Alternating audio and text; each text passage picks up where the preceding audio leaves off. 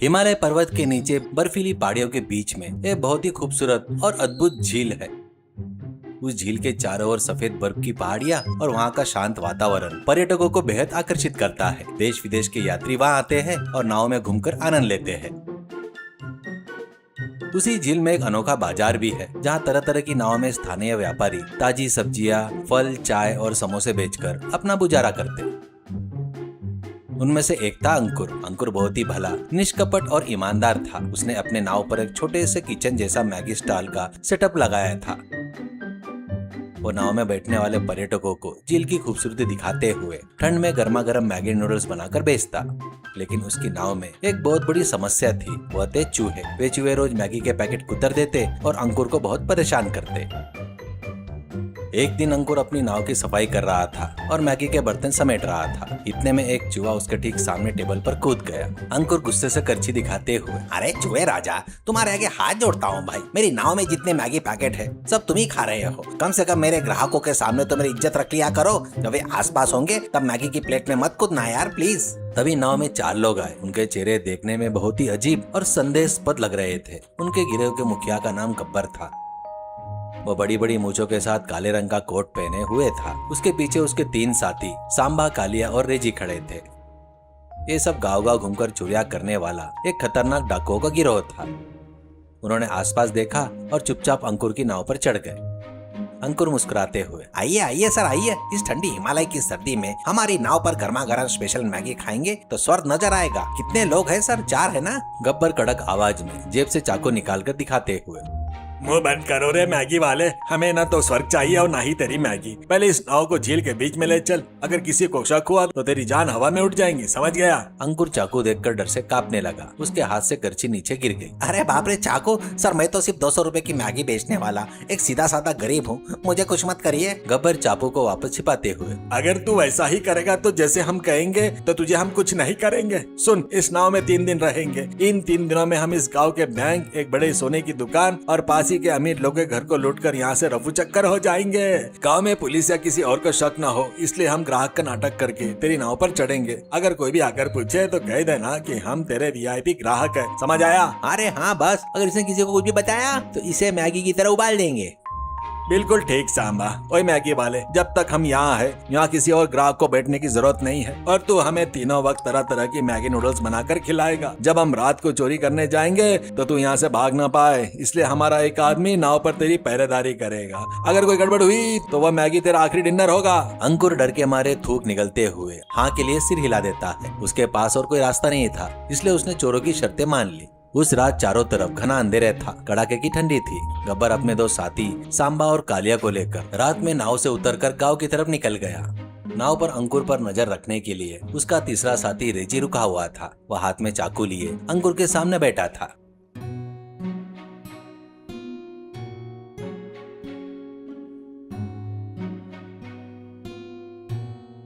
सुबह होते होते गब्बर, सांबा और कालिया एक बड़े से थैले के साथ में हंसते हुए नाव पर लौट आए।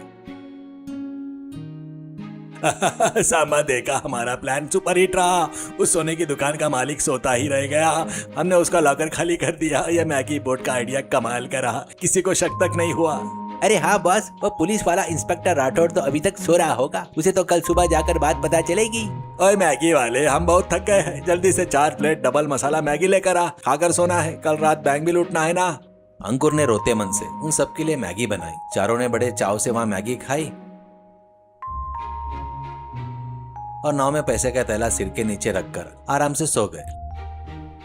अंकुर नाव के किनारे बैठकर अपनी किस्मत पर रोने लगा और परेशान होने लगा। अगले दिन सुबह गांव में सोने की दुकान में हुई चोरी की खबर सुनकर हर कोई हैरान रह गया। इस केस की जांच करने के लिए गांव के पुलिस इंस्पेक्टर राठौड़ मैदान में उतरे। राठौड़ बहुत ही सख्त ऑफिसर थे, लेकिन उनकी एक अजीब सी आदत थी। उन्हें नए नए फैशन और डिजाइनर कपड़ों का बहुत शौक था। रिटायरमेंट के बाद फैशन डिजाइनर बनना चाहते थे, यही उनके जीवन का सपना था। इसलिए वो कभी पुलिस की यूनिफॉर्म नहीं पहनते। वे हमेशा जीन्स, स्टाइलिश जैकेट और रंग बिरंगी चश्मे पहनकर ड्यूटी करते।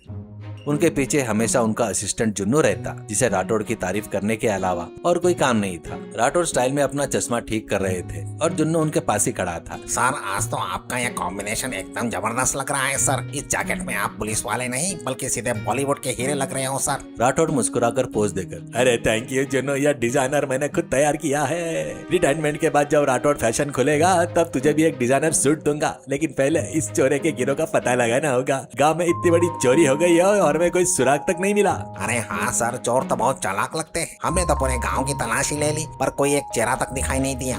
यही तो बात है जुन्नू, चोर हमेशा हमारी आंखों के सामने ही होते हैं। चलो आज झील की सभी नावों की चेकिंग करते हैं, क्या पता कुछ हाथ लग जाए। उसी रात गब्बर के गिरोह ने अपने प्लान के मुताबिक गांव के बड़े बैंक से सारा पैसा लूट लिया और भारी थैलियों के साथ नाव पर लौट आए। अंकुर उन्हें देखकर और भी ज्यादा डर गए। अगली सुबह राठौड़ जुन्नू सरकारी नाव पर बैठकर झील में चेकिंग करते हुए अंकुर की नाव के पास पहुंचे। नाव में गब्बर और उसके साथी आम ग्राहकों की तरह बैठे थे। राठौड़ स्टाइल में अंकुर की नाव पर चढ़ता है। अरे मैगी वाले, तेरी नाव तो बहुत बढ़िया है, खासकर इस टेबल क्लॉथ का कलर सिलेक्शन तो बहुत लाजवाब है। मैं अपनी अगली डिजाइनर में यही कलर इस्तेमाल करूंगा। अच्छा ये बात बता, तेरी नाव में बैठे ये 4 लोग कौन है? गांव में 2 दिनों से बड़ी चोरियां हो रही है, अगर कोई भी संदेहास्पद लगे तो तुरंत बताओ। गब्बर ने चुपके से अंकुर की तरफ चाकू का इशारा किया। अंकुर के पसीने छूटने लगे। अंकुर कांपते हुए, सर ये चोर नहीं है सर, ये तो मेरे वीआईपी कस्टमर है। पड़ोस राज्य से यहाँ हिमालय घूमने आए हैं। 3 दिनों से मेरी नाव पर ही रुके हैं और रोज सुबह शाम मेरे हाथ का ही मैगी खाते हैं सर। गब्बर हंसने का नाटक करते हुए, हाँ सर इंस्पेक्टर साहब, इस अंकुर के हाथ की मैगी इतनी स्वाद है कि हमारा यहाँ से जाने का मन ही नहीं कर रहा है। वैसे आपका ड्रेसिंग सेंस तो बहुत ही कमाल है सर, आप पुलिस वाले नहीं बल्कि बहुत ही स्टाइलिश हीरो लग रहे हो। राठौड़ खुश होते हुए, देखा जिन्न, बाहर के राज्य के लोग भी मेरे फैशन की तारीफ कर रहे हैं। ये लोग बहुत अच्छे ग्राहक हैं। ठीक है अंकुर, ध्यान से अपना व्यापार करो, हम चलते हैं। हाँ सर, आपके स्टाइल का तो हर कोई दीवाना है। चलिए सर चलते हैं। राठौड़ और जुन्नू अंकुर की बात पर भरोसा करके वहाँ से चले गए। उनके जाते ही गब्बर जोर से हंसा। कितना मूर्ख पुलिस वाला है भाई, मेरी मूछें देखकर भी मुझे ग्राहक समझ बैठा था। ओए मैगी वाले, बहुत बढ़िया कवर किया यार। आज रात अमीर लोगों के घर लुटकर हमारा काम खत्म होगा, कल सुबह ही हम यहाँ से निकल जाएंगे। पुलिस के जाने के बाद अंकुर को बहुत पछतावा हुआ। दत्त तेरी की, इतना अच्छा मौका हाथ से निकल गया। पर मेरे डर की वजह से मैंने चोरों को पुलिस से पकड़वाया नहीं। मेरी वजह से गांव वाले की सारी दौलतें लूटी जा रही है। मुझे किसी भी तरह इन चोरों को गिरोह को पकड़ना होगा करके सोचता है। तभी उसकी नजर टेबल के नीचे पड़ी, जहाँ एक चूहा मैगी का पैकेट कुतर रहा था। उसे देखते ही अंकुर के दिमाग में एक जबरदस्त आइडिया आया। वो चूहे के मारने के लिए हमेशा अपने नाव के एक डिब्बे में चूहे की दवाई रखता। अंकुर के मन ही मन मुस्कुराया और कहा, अरे चूहे राजा, इतने दिनों से तुमने मुझे बहुत परेशान किया, पर आज तुमने मुझे सही रास्ता दिखाया। तुम्हारी दवाई से इन चारों का काम तमाम करूंगा। रात हुई। गब्बर और उसके साथी आखिरी चोरी को अंजाम देकर नोटे से भरी थैली के साथ नाव पर लौट आए। आज से हमारा मिशन खत्म। ओए मैगी वाले, हमारे लिए आखिरी बार स्पेशल मैगी बना, आराम से खाकर सोएंगे, सुबह होते ही यहाँ से रफू चक्कर हो जाएंगे। जरूर गब्बर सर, आज मैं आप लोगों के लिए जिंदगी की सबसे best Maggi, eco friendly special Maggi बनाऊंगा। खाकर आपका जीवन धन्य हो जाएगा। अंकुर किचन में गया। उसने 4 प्लेट मैगी बनाई। चोरी छिपे उसने चूहे वाली दवाई थोड़ी तरह उन प्लेटों की मैगी में अच्छी तरह मिला दी। उस दवाई से जान तो नहीं जाती थी, पर उसे खाते ही चक्कर आने लगते और इंसान बेहोश हो जाता।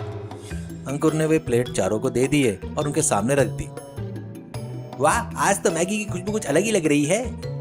कुछ नहीं रे, उसने हमारे लिए कोई स्पेशल मसाला डाला होगा, जल्दी से खा लो। चारों चोर बहुत भूखे थे, इसलिए उन्होंने फटाफट अपनी प्लेटें खाली कर दी। मैगी खाने के 2 मिनट बाद गब्बर का सिर घूमने लगा। अरे सांबा, ये नाव ऐसे गोल गोल क्यों घूम रही है? मुझे तो ऐसा लग रहा है जैसे हिमालय के पहाड़ डांस कर रहे हैं। हाँ बस, मुझे भी अजीब सा लग रहा है सर। मेरी आंखों के सामने 2 गब्बर दिखाई दे रहे हैं। अरे बाप रे, मैगी में कुछ गड़बड़ है भाई। इतना कहते ही एक एक करके चारों धड़ाम से टेबल के नीचे जमीन पर गिरकर बेहोश हो गए। चोरों के बेहोश होते ही अंकुर ने तुरंत पुलिस को फोन कर दिया। राठौड़, जुन्नू और बाकी पुलिस बल के साथ अंकुर की नाव पर पहुंचे। नाव में चोरों को बेहोश देखकर और पास ही में चोरों के सोनों की पैसे की थैली पाकर राठौड़ दंग रह गए। राठौड़ अपना चश्मा हटाकर थैले को देखते हुए, वाह अंकुर, तू तो बड़ा छुपा रुस्तम निकला रे। पूरे गांव को डराने वाले गब्बर गैंग को तूने अकेले ही ढेर कर दिया। आखिर इतना बड़ा देसी जुगाड़ वाला कॉमेडी प्लान तूने कैसे बनाया भाई? सर, यह सब मेरी नाव में रखे चूहे की कृपा है। उनकी दवाई से ही मैं इनका खेल खत्म किया है, वरना ये लोग तो मुझे जान से मार देते। सर देखा आपने, हमारे इंस्पेक्टर राठौड़ साहब का लकी चेहरा देखते ही चोर कैसे पकड़े गए। सब ये आपका स्टाइल का जलवा है सर। राठौड़ हंसते हुए। वही तो है जुन्नू, इन सब चोरों को हथकड़ी लगाओ और जेल में डालो। इन्हें जेल में 3 दिनों तक मैगी की जगह जेल की रोटियां खिलाओ। पुलिस ने गब्बर के गिरोह को गिरफ्तार करके जेल भेज दिया और चोरों का सारा माल सुरक्षित बरामद कर लिया। अगले दिन गांव में एक बहुत बड़ा सम्मान समारोह रखा गया, जिसमें राठौड़ ने एक नया डिजाइनर शेरवानी पहनकर स्टेज पर आए। उन्होंने अंकुर को स्टेज पर बुलाया और पुलिस विभाग की तरफ से 10 लाख रुपए का नगद पुरस्कार देकर उसे सम्मानित किया। अंकुर के इस साहस और सूझबूझ के लिए हमारे डिपार्टमेंट की तरफ से 10 लाख रुपए का इनाम दिया जा रहा है। अंकुर, इन पैसों से तू अपनी नाव को बड़ा और शानदार बना। चाहे तो मैं खुद तेरे लिए एक लग्जरी बोट का मॉडल डिजाइनर बना दूंगा। आपका बहुत बहुत धन्यवाद राठौड़ सर। ये मेरी ईमानदारी और मेरी देसी जुगाड़ का भगवान की तरफ से दिया हुआ तोहफा है। इन पैसों से मैं अपनी नाव को ठीक करवाऊंगा। सबसे पहले उन नावों के चूहों के लिए एक अच्छा सा घर खरीद कर उन्हें नाव से बाहर विदा करूंगा। अंकुर की यह बात सुनकर स्टेज में मौजूदा राठौड़, जुन्नू और गांव के सभी लोग जोर जोर से हंसने लगे और तालियां बजाने लगे। अब झील में अंकुर की मैगी बोट पहले से भी ज्यादा मशहूर हो गई। सभी लोग अब बिना किसी डर से सुकून से झील की खूबसूरती और मैगी का आनंद उठाने लगे। सीख, परिस्थिति कितनी भी कठिन या खतरनाक क्यों न हो, अगर हम बिना डरे अपनी सूझबूझ और समझदारी से काम ले तो किसी भी बड़े संकट या दुश्मन को आसानी से हरा सकते हैं। साथ ही ईमानदारी का फल हमेशा मीठा होता है।